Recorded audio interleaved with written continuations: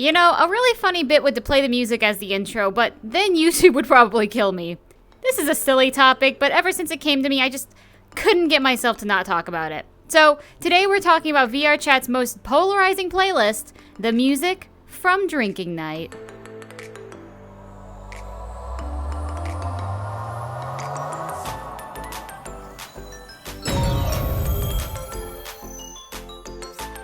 This may seem like an odd topic, and you may be asking me, Nuo, why? Why waste your time, as well as our time, making a video about something so mundane? Could we say that this is a nuance of VRChat? As someone who frequents the Drinking Night world, one consistent complaint I've always heard about is the fact that the music never changes. It's been the same playlist for, 2 years now? And even before it was public, the music was the same playlist, and those who would get sneak peeks had their very loud opinions on it. Raksha, I know you'll be watching this, probably inside the group chat sharing your screen, so all I ask is you make my death painless the next time I see you. Lucky for me though, by the time this is posted, I'll be in a completely different state, so ha! It's been a hot minute since I've covered a less serious topic, and for all the drama surrounding the entirety of Drinking Night's music alone, how can I not talk about it? If you're a Quest user, non-drinker, or perhaps clicked this video because you were curious what this VRChat stuff is, Drinking Night is a world that focuses on interactive drinking games such as Spin the Wheel, Hot Seat, Never Have I Ever, and many more. It's a popular hotspot for people to hang out, though as of late, whenever I join, most people are sitting in front of the mirror and chatting rather than playing the game. Like, there's no hate here if you want to vibe at a mirror, but why go to a drinking world to drink and have fun when you're just gonna sit there the whole time? There are tons of more aesthetically pleasing worlds to just relax in. No offense, Rak. Drinking Night has an expansive history that spans over the course of a few years, and plenty of memories were made in it. If it wasn't for Drinking Night, I wouldn't have met a big chunk of my friends after all, who I cherish dearly. The world, just like any other popular world that's been around for a hot minute, has so many good and bad times just imbued into it over the years, it's hard not having opinion over, well, a lot of things. Like how there's always that one door that never opens, or the VIP room that was only around for a few months.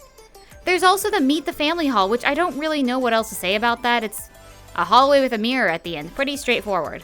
I'm curious though, leave a comment down below of your most prominent memories inside these non-hallowed halls. The point I'm trying to make is once you have a standard hangout spot for one specific event, you start getting used to the world. Just like in a relationship, things that were once funny quirks can turn into aggravating habits, and once they start to annoy you, it'll get more and more annoying as time goes on. This is what happened to a lot of people in the Drinking Night music, and I wish I was being overdramatic for the sake of content. Let me show you something. An actual petition was created in hopes that the music would be changed. I actually got the blessed opportunity to message Raksha about their personal experiences with players bringing up the music, and this is what they said. As for music and Drinking Night, it took me forever to find songs that I like and I felt fit the vibe of the world. Chill, casual music. Nothing too crazy upbeat, but not super slow either. Just songs that give off a chill vibe. People over the years have been requesting I update my music, and have some people have never wanted it to change. Some of the songs people recommended I feel give off a whole different vibe than what I'm going for. Plus, no matter what I pick, there will always be people who dislike it. So, I am to be sticking with the same music to avoid all that. Most people turn it off anyways and listen to their own. I've had some people be like, why don't you just do what Void Club and other places do and have it change every day? Well, I am not paying for the servers to host the music on. I don't have that kind of money, haha. Plus, I like the idea that in 20 plus years, hearing the opening may give people flashbacks. It's not even the creator of the world that gets constant questioning, as streamer/DJ Rob Roman has gotten their fair share of comments about the world's introduction.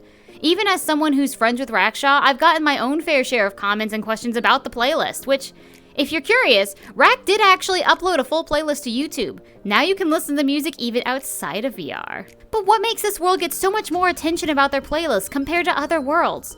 For me, I personally keep my music muted most of the time, so places like the Great Pug, I'm unsure if it's ever changed. But the Black Cat, I am pretty sure has been using the same music for a hot minute.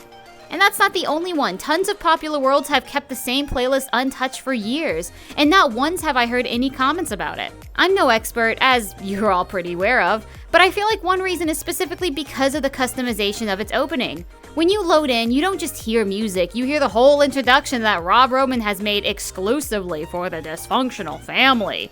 That sticks, because it gives the world a brand of its own, and not just in logo, color scheme, or niche, but also auditory-wise. I wanted to explore this thought process a little bit more, so I did a small bit of research on music in the media, specifically with video games. Headstuff.org referenced the importance between creating new music specifically for the game like Undertale, and using licensing to have rights to play already made music like Grand Theft Auto. Using songs that are already defined in our world helps gives a sense of realism and connects the game to the real world. Grand Theft Auto, Saints Row 2, and Bratz Rock Angels all use this technique, using rock, pop, country, or any other brand of music that best fits the scenario. I just found a flaw about the new camera that I absolutely hate, and you're probably going to see a little bit of change of quality mid-video. Music helps set the scene inside of any kind of media, and are one of the kind in the forefronts in molding your viewpoint of the game. Pokemon Brilliant Diamond and Shining Pearl just released a few days ago, and because this video was on the brain, I took a minute to appreciate the music. As soon as the game opens, you get this whimsy sort of setup, followed by a powerful crash of instruments. When traveling from route to route, I could recognize the old beats, but updated to fit our current times. Interestingly enough as well, I noticed that in some of the new songs, they have older tunes from previous games mixed in, which adds to the complexity. Let's tie this back to Drinking Night though, and how all this interconnects with music choice. Just like GTA, Drinking Night uses pop songs that come from our real world, which helps us connect to the game. It's a common theme here, but immersion is an important part of VRChat with things like phantom sense, taste, smell, and other things. People have built real communities over this game, like clubs that are being run with almost the same amount of work it'd take with real ones, but easier to remove the toxicity. Sometimes. I love talking about our little society because it's growing more and more complex by the day. Each of us helped change the format on what happens inside of VRC, and the meta is always evolving into something bigger and better. I'm going slightly off topic for a moment, but that's one thing I think is really cool about how much worlds are growing on VRChat. Not only do people build them, but now it's a whole production for each one. The purpose of the worlds, the features attached, the themes that will go throughout the entirety, all matter. So many creators are making similar things that if you want to stand out, your world has to have some kind of niche to fill or something new to try. And this sparks a whole new set of creativity. It's the same with music choice. Back only a few years ago, people would use whatever music they saw fit, and that was good enough. But as the rise of content creators continue to grow, and people continue to stream different worlds and themes, the ones who use copyright music aren't getting out there as much.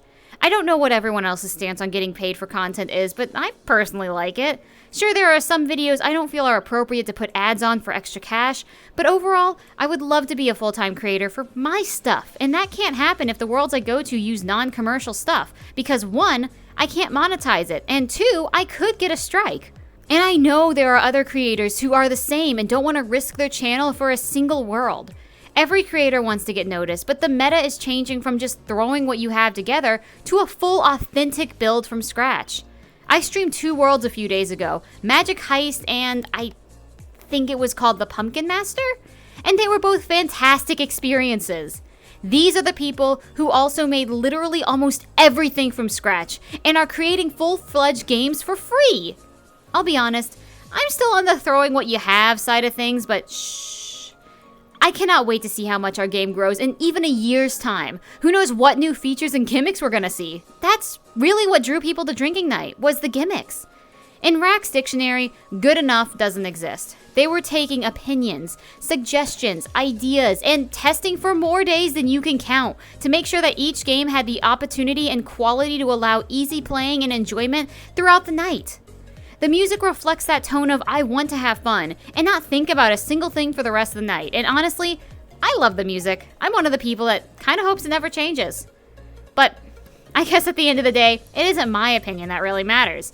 What do you think about Drinking Night's choice in music? Do you wish it changed? Kept it the same? Or do you think this video was overdone and it's just music? Thank you so much once again for showing up for this video, and I hope if you celebrate it, you're having a fantastic Thanksgiving. As per usual, drink your water, eat your broccoli, and have a fantastic day. See y'all in the next video. Fuck.